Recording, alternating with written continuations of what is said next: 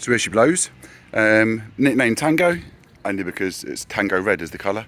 What happened, so why did I buy it? I bought it because the previous owner was going to basically scrap it. It was going to scrap, and my niece said to me, oh, my workmate's got a Fiesta, do you want it? I was like, oh God, no.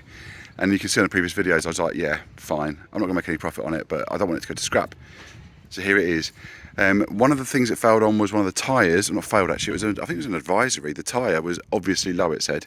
Well, it was obviously low. At a slow punch, it wouldn't come back. So I decided rather than just get a new tyre or even just repair that tyre, what does every first driver want? Alloys, absolutely. So black alloys came from eBay, about 140 quid for them. So they went on and I had to buy, one of the wheels or one of the tyres was knackered on that one as well. So I had to buy a part worn, it was only 20 quid. And then I put the, I had to pay for someone to then fit it and balance it. So that was that. It also failed on the sills, and as you can see there, I mean, what an idiot. Masking it would have been a lot better, but instead, I decided that the best thing to do was to put overspray on the car. So while it's under here, I'm not too bothered about the black underneath, because I wanted to protect the paint and hide the paint away. But, yeah, oh, you look at the ground, what an idiot. There we go. Now you're not looking at the ground. So yeah, it's covered, but it covered up here as well. Fortunately, I used a bit of 1200 grit sandpaper, and then I'll give it a little bit of a polish. Speaking of a little bit of a polish, around the driver's side, it had got, well, it still has got a dent. It's got a dent along the door, bit of paint missing. So I've used a bit of touch-up pen just to cover that in. And where the big scratches along the side, it's still there. There's a dent. You can't miss it. You can't get rid of it. But I've polished it, and I think from a distance, now if you look at this side, I think I've fortunately got the best wheel, which kind of draws your eye away. But if your eye's not drawn into it, it doesn't obviously stand out as being dented. And when you think from a first car perspective, it isn't going to be immaculate. And if you want to pay, what, £2 maybe for this car, if it was immaculate, you might pay £2. But when it's cheaper, I'd take a bit of cosmetics if it was me, knowing that the car drives okay, it's got a full MOT. Same on the back, so the back bumper, when I bought it, it didn't have, oh it did have, it had this damage on the rear bumper, and it's still there, but again, a first car, do you want it to be immaculate, or do you want the mechanicals into an MOT? I'd go for the MOT, so yeah, colour match is a bit off, but yeah, you don't really notice. What else have we got? So I had the Fiesta ST or Z-Tech S, rear spoiler. But when I said about polishing, that was where I was going. I polished that door, and then I realised that it looked really obvious. So I've had to polish and blitz around the whole car. So instead of polish and a bit of wax on it as well. What else did it fail on at that time? Hazard light's not working. There's a video I created where I just took the switch apart and it works again. Funny that, isn't it? It was just the switch that was not contacting as well as it could do, but it shouldn't have been a failure. Just press it harder, fall. Right, so then part two, after I'd bought the car with its known issues, I did the seals, sorted out the headlight bulb, and took it back for an MOT. But I went to a different place this time. The guy I like to use any day MOTs in here, he's a bit more strict than some others might be, which I'd prefer. I'd rather know if this is going to a first-time driver, you know, it's your first car. I want to be as safe, or know that it's as safe as it can be. It's gone for its MOT, and it hasn't had a dodgy one where it's given some cash and it's still got holes underneath the car or whatever. He found that, and it was there when the last people MOT'd it, he found that the battery was insecure, and it wasn't strapped in or anything, so it's now got a massive ratchet strap to hold the battery in place. He also spotted that the headlight that I'd put in, which was the previous failure, it was obviously misaligned, and I'm not sure why, because it was a brand new bulb, and I need to speak to the auto factory about that. Brand new bulb, put in properly. I'll switch the bulbs around from one side, switch them around one side to the other, and the bulbs were still, it was the one that I bought, was still knackered. So, another second brand new bulb, and that was fine.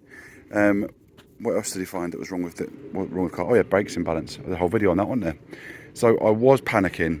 When I took it for a test drive after I changed I did the sliding pins first of all, and it didn't feel much better.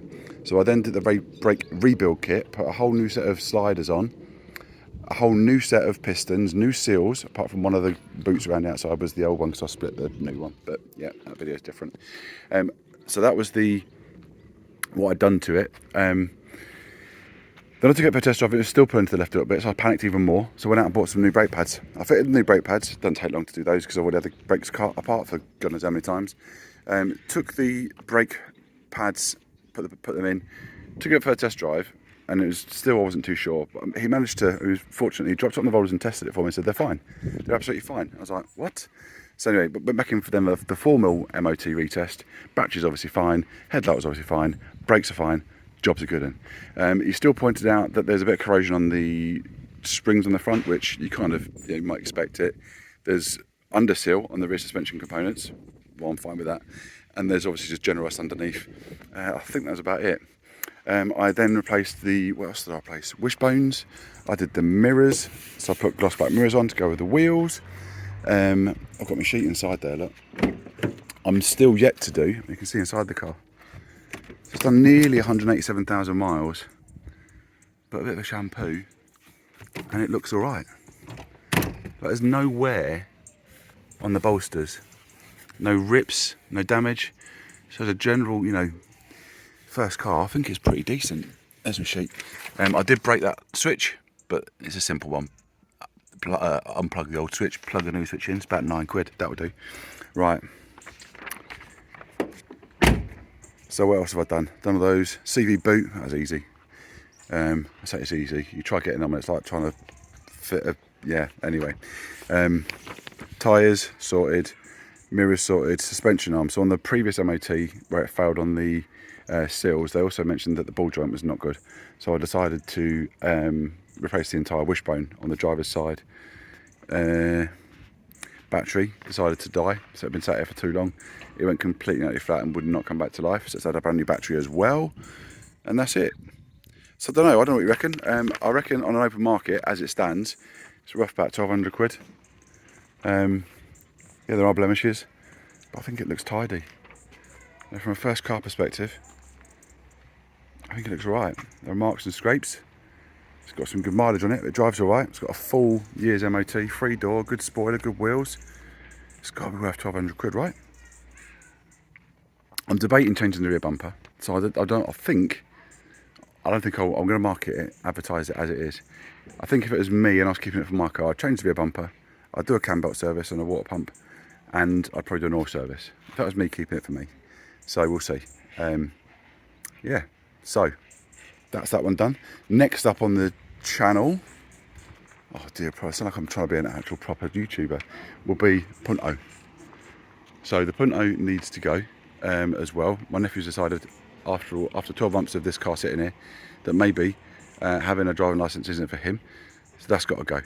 And then I'm not sure whether to do anything to the X-Type, and then this is the one you're getting a car boner about. I can't believe how many views it's had, but that's what I can do.